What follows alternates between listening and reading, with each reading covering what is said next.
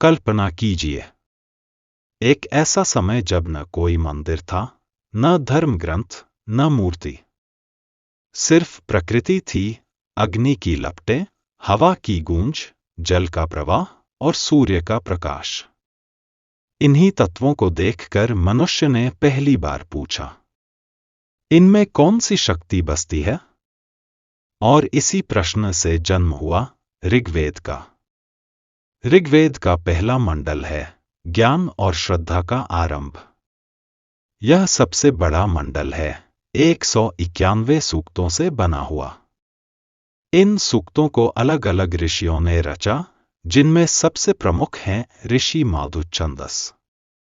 यह मंडल हमें बताता है कि देवता कोई अलग सत्ता नहीं, बल्कि प्रकृति के रूप में व्याप्त एक ही दिव्य शक्ति के भिन्न भिन्न रूप हैं।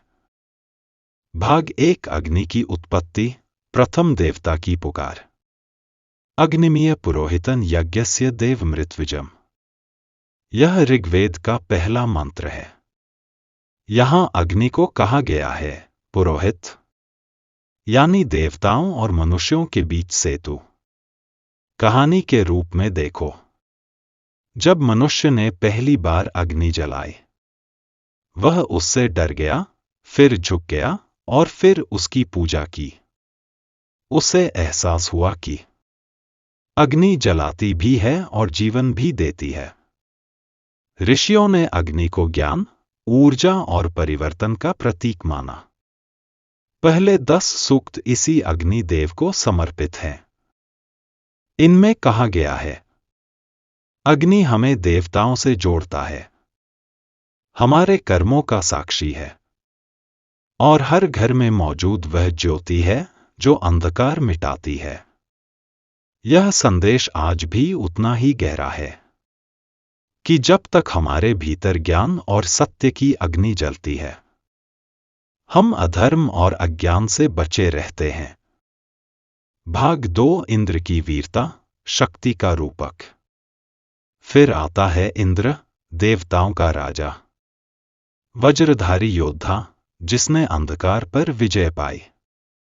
पहले मंडल में इंद्रदेव के लगभग 40 सूक्त हैं। ऋषि गाते हैं, इंद्र ने वृत्रासुर का वध किया, जिसने जल को बांध लिया था। और जब इंद्र ने वज्र फेंका, तो बादल फटे और वर्षा हुई। यह सिर्फ युद्ध की कहानी नहीं, बल्कि प्रकृति के संतुलन और जीवन की पुनः स्थापना का प्रतीक है। यह बताता है कि जब भी कोई रुकावट जीवन के प्रवाह को रोकती है, एक इंद्र भीतर से उठता है जो उसे तोड़ देता है। इंद्र के सूक्त हमें सिखाते हैं कि शक्ति का उपयोग विनाश नहीं, संरक्षण के लिए होना चाहिए। भाग 3, उषा, नई सुबह की देवी। हर रात के बाद आती है एक सुबह, और उस सुबह का नाम है उषा। ऋग्वेद में उषा देवी की बार बार स्तुति की गई है। उन्हें कहा गया, स्वर्ण रथ पर सवार कन्या, जो हर दिन नवजीवन लेकर आती है। ऋषि कहते हैं, उषा हमें जगाती है, आलस्य से निकालती है और याद दिलाती है कि हर दिन एक नया अवसर है। यह उषा केवल भौतिक नहीं, बल्कि आशा, पुनर्जन्म और आत्मजागरण का प्रतीक है। ऋग्वेद का संदेश है, हर सुबह अपनी सोच को नया करो, क्योंकि सूर्य हर दिन तुम्हारे भीतर भी उगता है। भाग 4, वरुण, ब्रह्मांड के नियमों के रक्षक। अब प्रवेश करते हैं वरुण के लोक में, जहां न्याय और व्यवस्था सर्वोच्च है। पहले मंडल में वरुण के सूक्त कहते हैं कि वह न केवल जल के देवता हैं, बल्कि ऋत के अधिपति हैं।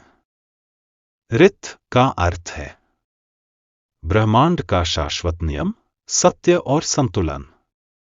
ऋषि कहते हैं, वरुण सब देखते हैं, कोई छल करे या असत्य बोले, वह उसके मन को भी जान लेते हैं। यह हमें सिखाता है कि सत्य, अनुशासन और न्याय ब्रह्मांड के मूल तत्व हैं। वरुण के माध्यम से ऋग्वेद यह संदेश देता है, धर्म कोई डर नहीं, बल्कि एक व्यवस्था है जो जीवन को स्थिर रखती है। भाग 5 वायु और प्राण, जीवन की श्वास। वायु, जो दिखाई नहीं देता पर हर जीवन में बसता है। वह चलता नहीं, वह चलाता है। ऋग्वेद का पहला मंडल बताता है कि वायु ही प्राण है। उसके बिना न अग्नि जलती है, न वर्षा होती है, न जीवन टिकता है। ऋषि कहते हैं, वायु देवता हमें शक्ति दें, हमारी इंद्रियों को तेज करें और हमें गति प्रदान करें। यह वही विचार है जो बाद में योग और प्राणायाम के दर्शन में विकसित हुआ। वायु, शरीर और आत्मा के बीच जीवन की डोर है। भाग 6 मित्र और सामाजिक सद्भाव। देवता केवल शक्ति नहीं, वे संबंधों के प्रतीक भी हैं।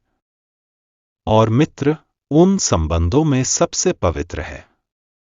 ऋग्वेद में मित्र देवता को बताया गया है, जो सद्भाव, नियम और स्नेह को बनाए रखते हैं। ऋषि कहते हैं, मित्रो जनान यात्यति ब्रुवाण, अर्थात मित्र वह शक्ति है जो समाज को जोड़ती है। यह वैदिक काल का सबसे बड़ा संदेश है कि धर्म केवल यज्ञ या पूजा नहीं, बल्कि सामाजिक एकता और नैतिकता का नाम है। मित्र देवता हमें सिखाते हैं, यदि मनुष्य एक दूसरे के प्रति ईमानदार रहें, तो समाज स्वयं देवलोक बन जाता है। भाग 7 सोम का रहस्य, आनंद और चेतना। ऋग्वेद में सोम का नाम बार बार आता है, लेकिन क्या सोम कोई पेय था या प्रतीक? ऋषियों के अनुसार सोम वह द्रव्य था जो यज्ञों में निचोड़ा जाता और देवताओं को अर्पित किया जाता था। पर वास्तविक अर्थ में सोम आनंद और चेतना की अवस्था है। ऋषि कहते हैं, सोम हमें उन्मुक्त करता है, मन को ऊंचाइयों पर ले जाता है, जहां हम स्वयं देवत्व का अनुभव करते हैं।